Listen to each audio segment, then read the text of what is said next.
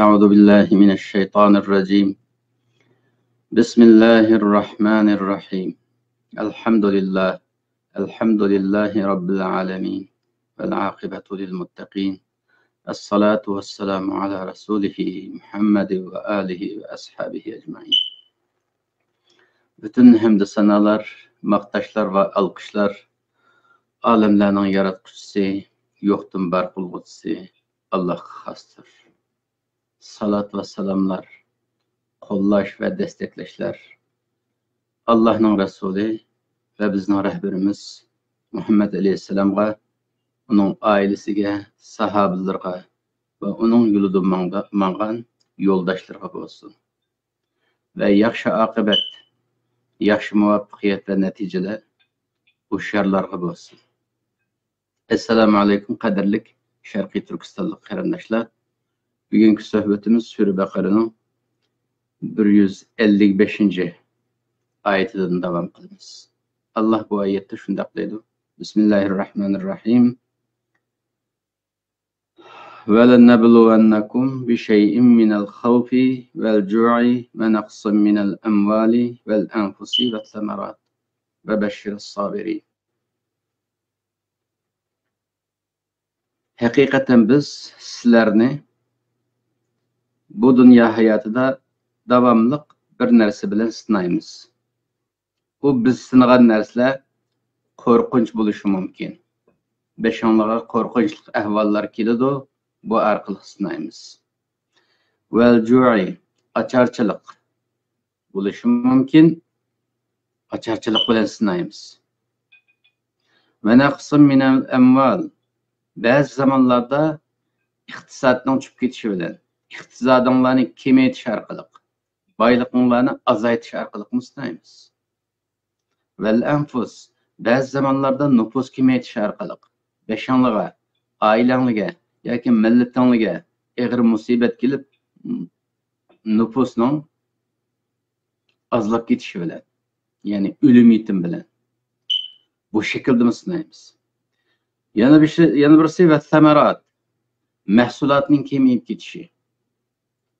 Ağancılık mahsulatında, meyve çive degendik, üzerinin ihtiyacınla boğan mahsulatının ailevi kiriminla, yoki milliy kiriminla, yoki devlet iqtisadi degendik, mushundaq narsalarning kemeyip ketişi bilen sizlarni sınaymiz ey insanlar.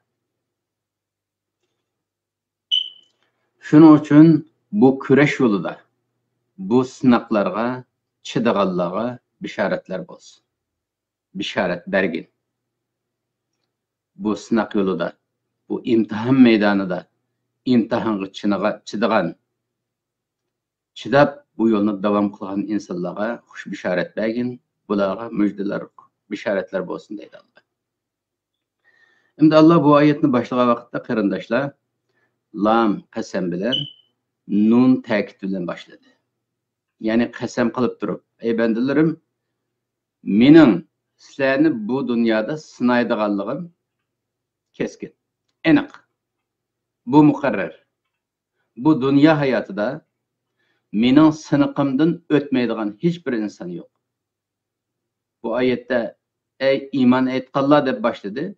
Şunun için iman etqanlarga hitap qilgani bilan Allah bu imtihanning mu'mingimi, musulmongimi, kafirgimi, munofiqgimi, mushrikgimi hammaga o'xshash ekanligini Allah qasam qilib turibdi. Ey inson, sizlar inson deb sanasanglar o'zinglarni bu dünya hayotida imtihonsiz hayotinglar o'tmaydi.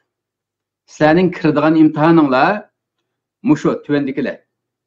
Sizlarni biz sinashda bir narsa bilan sinaymiz. Bir şeyin. Bu aniq emas. Kimning beshiga qandaq sinoqlar keldiganligi, kimning beshiga qandaq sinoqlar keldiganligi aniq emas. Ammo beshinglarga keldigan sinoqlarning turi tuvandikicha. Birinchisi qo'rqinch, xavf. İkincisi açarçılık, iqtisadi tuvallash, nüfusning tuvallab ketishi, anaqdagi mahsulotning tuvallab ketishi. 5 narsadan sizlarni sinaymiz. Çünkü bu 5 narsa insanın hayatı için pek mühim narsa. bir insan için xavf, yani emin yaşaş, korkunçsuz yaşaş bek muhim. Hem de müştaklaydı. Hayatımda bir korkunçluk işle olması iken deydi. Yana nime deymiz? Hayatımda açıkçılık olması iken deymiz. Hayatımda açıkçılık olması iken, bayaşat yaşsakken deymiz. Yana nime deymiz? Mal mülküm köp bolsa, jık pul mallarım bolsa deymiz. Anandakin nüfusumuz jık bolsa deymiz. Anandakin kılıvatkan işlerimizde mahsulat köp bolsa iken, nayt yaxşı bolsa iken deymiz. Bizninki bu dünyada arzu kıldığanlarımız muşu, ama muş arzu kıldığan işlerimizden hemmisinin üstüde imtihan var. Allah nime için imtihan kılıdı o desek karındaşlar. Nime için bunu devamlık imtihan kılıdı. Çünkü bu imtihan meydanı. Biz ma yaşavatkan mavi dünya imtihan meydanı. Bu dünyada Allah bizge nefsini verdi, aklını verdi, ruhunu verdi. Nefsimiz devamlık muşu dünyada yaşasam deb dünya bilen alaka kurdu devamlık. Mal dünyaya alaka kurdu. Muşu dünyada hatırcam yaşasam deydi. Akıl deydi ki, ruh deydi ki, tamam yaşaysan da böyle Allah'ın emir fermanları mı var? Bu dünyada yaşaş üçünla kemmedim. Bu dünyada ahiretini kazanış için, Allah'ın rızasını için kazanış için geldi. Şunun için ahiretki işleysen deydi. Bu vədə hem de nefsimiz bilen bir uruş meydan geçildi. Bu uruşta nefsimizle takabül turup, nefsimizni yenip, beşimizga yukarıda deyilgen balayı afet musibetler kesimi, bu dünyadaki küreş meydanı da küreşke atlanarsak, düşmenge karşı küreşke atlanarsak, bu musibetler beşimizga kelgen taqdirda mı, musibetlerge sabr kılgan müddetçe, sabr kılalasaklam, savabımız katlanıp mağdur. Savabımız jıklıgan sıra, ruhimiz pakizlanıdı, ruhimiz güçlündü, ruhimiz yüksek haleti durdu. Şunun için imanı kuşluk millet, imanı kuşluk Müslümanlarda beşiği musibet gelse, musibet perva kılmasın, Allah rızasını da üzünün bu dünyadaki körüşüne devam kılıdı. Nefsigi mağlup boğallar ço. Nefsigi mağlup boğallar xevpten korkudu. O korkunç bağında bunda kılsam Xitay öldürüvesi ço. Hazır Şarkı Türkistan halkının beşiği kilovatkan bir enerjilik korkunçluk balaya afet kallamizni kilib bizni küreş meydanından tosap qo'ydig'ini davamliq Xitoy qo'rqusi. Xitoydan qo'rqib inqilobiy maydonga yaqin kelinmaymiz. Bu dunyodagi küreş meydanida o'zimizning kurashni davom qilolmaymiz. Qo'rqaymiz. Xitoy hokimiyatining suiqasdidan qo'rqaymiz. Ya o'zimizga suiqasd qilishidan qo'rqaymiz yoki vatandagi tuqqanlarimizga suiqasd qilishidan qo'rqaymiz. Shunday emasmi ya? Nima uchun mushunchalar og'ir baloya afati turib Sharqiy Turkiston xalqi jim yotidi? Mush qo'rqinch bor. Xitoy tajovuzchilari ya menga suiqasd qiladi, ya oilamga suiqasd qiladi degan qo'rqinch bor. Minal xavf degan shu. Yoki açarchilik. Men bu ishga qatnashsam, bu vatanni ozod qilish degan oson ish bo'lmagan ekan. Bu yerda ishlik bo'lmaydi, vaqt chiqarmasak bo'lmaydi. Ve benim ailem olsa, ya ki vatanda ailem olsa, Xitoy bir qanday qilib besim qilib ulni aç qo'ydi, 5 kun kilodu deb, o'zimizni aç qilishimizdan, ailemizning aç qilishidan yoki vatandagi tuqqanlarimizning 5 bir kun kelishidan qo'rqib, bu kurashga atlanmaymiz. Bu yalnız Sharqiy Turkistonlikning 5 kelayotgan bir ish emas. Masalan, hammamizningki imtihon var bu dünyada, yalnız Sharqiy Turkistonlikning emas. Masalan, etrafdagi qarindoshlarimizni qarab baqsaqmi, mushunchalar og'ir irqiy qirg'inchilik bo'laversa, bizning qarindosh, qandosh millatlardan bo'lgan qarindoshlarimiz nima deb yaqin kelmaydi? Xitoyning tishiga tegib qo'ysak, iqtisodimiz ziyon tortadi. Iqtisodiy ziyon bo'ladi deb uzoq turibdi-ku. Turk irqidan bo'lgan turk qarindoshlarimiz o'zining qarindoshlari avada hayvonlardan beter kun ko'ryapsa, bir irqiy qirg'inchilik qilinayotsa dushman tarafidan gap qilmay turishning sababi nima? Iqtisodiy manfaat. Xavf Xitoy bizni besib oladi deydi yoki bo'lmasa yoki bo'lmasa iqtisodiy jihatdan ziyayitidi deydi. Hozirgi zamonda hamda chiroyli bir atni qo'yib oldi buningga.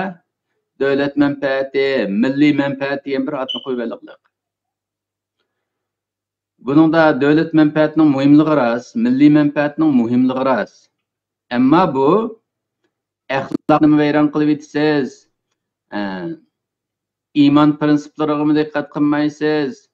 Oxiratligingizni vayron qilib etsangizmi bo'ladi deganlik emas. Bu faqat hozirgi shu davlat manfaati ulug' deydigan bir at qo'yib olganlarning o'ttirg'i chiqarib olgan bir butemdi bu. Mushu butni deb davlat manfaati, milliy manfaat deb o'zining qarindoshlarini sotadigan, diniy qarindoshlarini sotadigan shunday bir hal shakllanib qoldi. Amaliyotda bu Alloh taolo tarafidan kelgan bir imtihon. Bizning başımızga kelgani bizni sinaydigan imtihon. Boshqa davlatlarga kelgani bizga yordam qilish qilmaslik masalasidan boshqa davlatlar, boshqa millatlar shunday sinadi. Hamda bu dunyodagi sinoq shunday sinoq. Alloh bizni nima uchun sinaydi undaqda? Sinimisi bo'lmamda chiroyli yashasaq shu dunyoda. O'zimizning jannatga baqsaq, bolalarimizni baqsaq chiroyli yashab o'tib kelsak bo'lmamdi degan vaqtda qarindoshlar. Bo'lmaydi. Chunki biz yaratilish g'oyasidan qaragan vaqtda, inson nima uchun yaratildi degan vaqtda inson Allohga muxotab qilib yaratildi. Alloh insonni yaxshi ko'rib, menga ibodat qilsin deb yaratdi ya. Buning qarshiligida Alloh nima berdi bizga? Bizdan rozi bo'ldi. Abadiy hayotimizda abadiy baxtli yashaydigan jannat ato qilaman deb va'da berdi. O cennet hem de asan qo'lga keladigan bir narsa emas. Cennet azam bir narsa emas. Chunki u ebediy hayotda, ebediy biz bilan qoladigan, bizni baxtli qiladigan bir ebediyet makoni. Shuning uchun endi bu ebediyet makoni, ebediy hayot deb o'ylangan vaqtimizda bu ebediyet bilan ma dunyodagi 60-70 yillik umrni qiyos qilgan vaqtimizda 60 yıllık ömür hiç nima emas. Shuning uchun Allah bizning bu dunyodagi hayotimizni qisqalam qilib, mushu dunyoga ivatlik, mushu dunyoda biz qaysi maydonda turishimiz bilan, qaysi ishlarni qilishimiz bilan kurashga atlandikmi, atlanmadikmi? Kurashga atlangan bo'lsak, sabr qildikmi, sabr qilmadikmi? Mushu nuqtalarda Allah sinab bizni yaxshiligimizni isbotlaganlar jannatga boradigan, o'zimizning yaxshi kishilar ekanligini isbotlayamaganlar uningdagi jahannamga boradi. Shunday bir oqibat kutadi insoniyatni. Yolg'iz musulmonlarni emas, Odam bolasi ham bo'ladi ekan. Odam alayhissalomning avlodidan bo'lgan hamma inson, hamma millat, hamma davlat xalqi mushu imtihondan o'tib o'tgandan keyin, o'lgandan keyin ya jannatga ya jahannamga borgan ish bor. Shuning uchun Alloh buni sinaymiz, mushtirlik sinoqlar dedi. Bunda bo'lgan keyin Alloh nima dedi? Ve beşşir sabirin. Bu imtihana sabr qilganlarga xush bishorat bergin.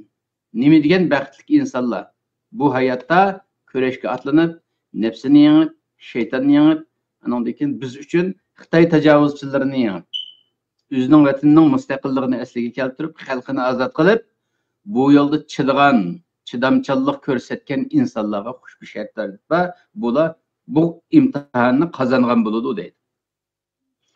Endi sabr degan qanday bo'ladi desa, qarindoshlar, ya sabr qilg'ichilar, chidamchanlarga xush bishorat berdi-ku. Allah sabr qilganlarni 156 oyatda o'zi tasvirlab beryapti. Sabr qilgan, chidagan kishilar, qanday kishilar?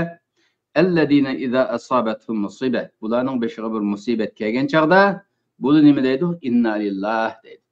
Musibat kelganda, masalan, ya jon ketganda, ya mal ketganda, iqtisod ketganda, bu haq yo'lda nima deydi o? Biz Allohning mulki. Biz inson sifatida Allohning mulkiga bo'lgan qaraganda, biz topgan mal mulkmi Allohning mulki. Bizning jinimizmi Allohning mulki, tinimizmi Allohning mulki. Unda bo'lgandan keyin Alloh bizni yo'qdan bor qilib bu dunyoga bizni omonat bilan evatgandikin, bu bizning qo'limizdagi narsalarning hammasi mening da'vat qildim. Mening badanim, mening jinim, mening ko'zim, beshim, quloqim degandek mening da'vat qilgan narsalarim. Hatto mening bola chaqalarim, mening ayolim, mening onam, dadam, mening tuqqanlarim deymizgo, ash mening degan ash men, ash mening mulkim da'vat qilganimizning hammasi amaliyotda Allohning mulki. U Allohning mulki bo'lgandikan, u mening bo'lmagandikan, bu yerda al-Vaysab bu kurash maydonidan voz kechishga hech qanday sabab emas. Bu beshimizga kelgan bu musibatlar kurash maydonidan voz kechishga sabab emas, sabab bo'lolmaydi. Deydi chidamchanlar. Yana nima deydi? Va inna ilayhi rajiun. Yani şu bir haqiqatki biz Allohdan kelgandikin biz chuqum Allohga qaytimiz. Bizning kelish manbayimiz Allah. Biz bu dunyoga keldik vazif uchun, vazifamizni tugatgandan keyin yana Allohga qaytimiz deydi. Yani asli vatan Allohning dargohi. Çünkü Allah insanı tuproqdan yaratib, u insonga Allah o'zining ruhidan püdüdü. Bizdeki bu ruh, bizdeki can, başka canlıklardaki, başka hayvanlardaki ruhga o'xshamaydi. Başka hayvanlarning ruhini Allah öz kudreti bilan yaratdi. Ama insandaki ruhga Allah o'zining ruhidan püdeylik. Nima uchun Allah insonga o'zining ruhidan püdeydi? Çünkü Allah insanni o'ziga muhatap qabul qilishni xohlaydi. Allah o'ylagan ki bu insonga men o'zimning ruhimni püdey, bu insonlar meni tushunsin, mening maqsadimni tushunsin, bu insonlarni yaratishdagi hikmatni tushunsin deb Allah mushunday yaratgan.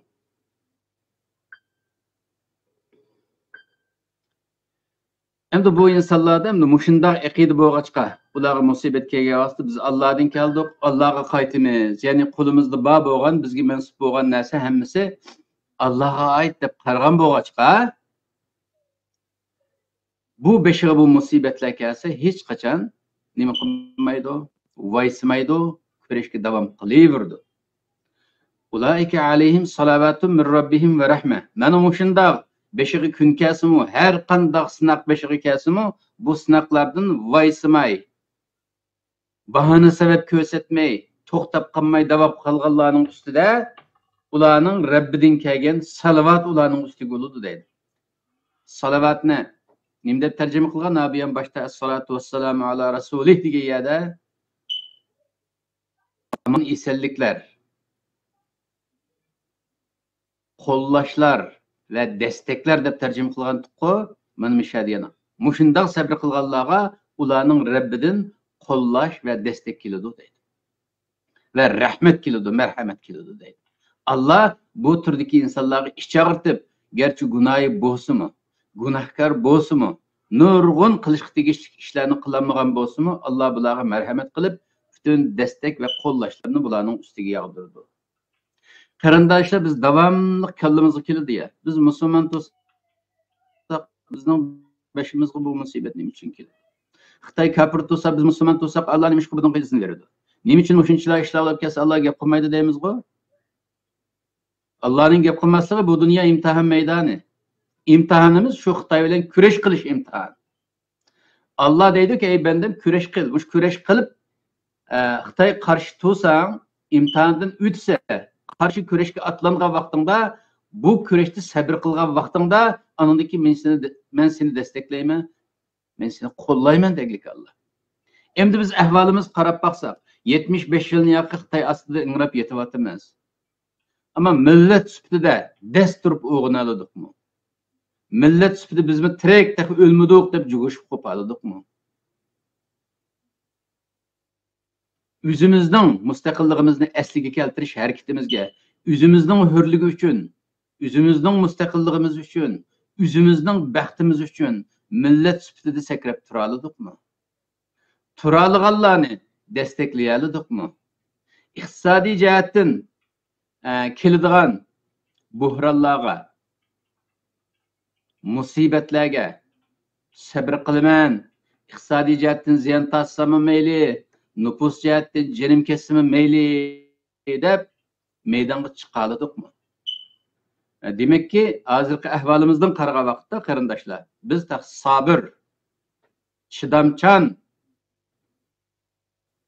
kurashchi degan bu sifatga biz ega bo'lolmag'achqa hozir qadar desteksiz qilyapmiz. Shuning uchun qarindoshlar oyatning oyig'i va ulayka humul muhtadun. Mana mushular to'g'ri yo'ldagi insonlar deb kurash qilgan insonlarni, beshakaga musibat kechirgan insonlarni Allah to'g'ri yo'ldagi hidoyat ustidagi insonlar da'vatidir.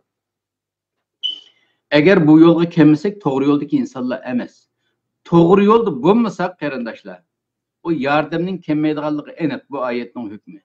To'g'ri yo'lda bo'lmasak, imtihonning mazmuni bo'yicha amal qilmasak, Allohning yordami kelmaydiganligi aniq. Allohning yordamini xohlasak, Allohning yordami degan gap har turli yordam qila oladi ya Allah. Har qanday davlatni kallasini o'zgartirish orqali bizga yordam qildira oladi. Her qanday balaya afat orqali dushmanni halok qila oladi. Her qanday insoniyatning kallasiga kelmagan texnika ve taktiklarni bizga berish orqali Allah bizga yordam qila oladi. Allah yordam qilay deb qolsa, biz qutudimiz yordam qila oladi. Shuning uchun qarindoshlar, Allah'ning degan yeriga kelaylik. Bu dunyo imtihon maydoni, imtihon berishdan qo'rqmaylik. İmtihan meydanına kirgandan keyin bu musibatlar keladiganligi aniq. Bu musibatlar beshimga kelsin meyli deydigan bir ruhiy tayyorlik bilan mardlarcha atlanaylik. Qo'rqib o'tsaq ömrümüz o'tib ketadi. O'limiz. O'lgandan keyin hamma ish tugaydi. İmtihan ma dunyoda qoladi. Mal dunyo ma dunyoda qoladi. Mening deydigan narsaning hammasi shu dunyoda qoladi. O'lim kelganda bir sentni ahiretga yetkizgili olmaydi. Hamma ish shu o'lim kelmasda, mush nafas elayotgan vaqtimizda qilg'ildigan ishlar bu qarindoshlar. Ey Sharqiy Turkiston xalqi, shuning uchun mush ulug' Ramazonda davomli ibodat qilyapmiz-ku. Shu ibodat qilgan vaqtlarimizda mushni o'ylash orqali Allohdan jasorat tilaylik. Hidoyat tilaymiz-ku davomli, ey Alloh hidoyat va hidoyat va deb. Shu hidoyat tilagan vaqtlarimizda o'zimizga jasorat tilaylik, basirat tilaylik, farasat tilaylik, o'zimizning ma dunyoda imtihon ichida ekanligimizni his qilg'idek bir basirat bersin Allah. Bu dunyodagi imtihonga sakrab tushib, imtihondan o'talaydigan holga akelsin Allah. Bu dunyoda Allah shunday bir sharoit hazırlasınki, duo qilaylik. Allah Xitoy tajovuzchilariga mush oz sonimiz bilan taqobil turib, Xitoy tajovuzchilarining bizning qo'limizda halok bo'lishiga Allah nasib qilsin. Xitoy tajovuzchilarini Allah biz Sharqiy Turkistonliklarning qo'li bilan halok qilsin. O'z qo'limiz bilan o'z vatanimizning mustaqilligini asliga keltirishga bizga nasib qilsin va yuzimizda oq qilsin. Bizmi xalqarada, xalq alamida yuzimiz oq, iftixor bilan yuraligidek, beshimiz tik yuraligidek Allah kunlarni bizlarga bersin. Subhana rabbika rabbil izzati amma yasifun ve selamun alel murselin. Elhamdülillahi rabbil alamin.